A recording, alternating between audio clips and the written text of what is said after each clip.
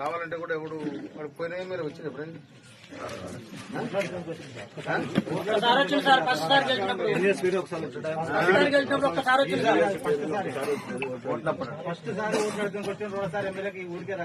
మూడు సార్లు మిగతా భోజనం పోయినా ఓట్లప్పుడు వచ్చినా మళ్ళీ గ్రామ పంచాయతీ బిల్డింగ్ ఇంకా ఈడ మొత్తం మధ్యతరగతి కుటుంబాలు చిన్న సన్న కుటుంబాలు అంతా ఎస్సీలు బీసీలు అంటే మా జంగాలంతా కూడా ఎస్సీలే వాళ్ళు కూడా పేదరికంలో ఉన్నారు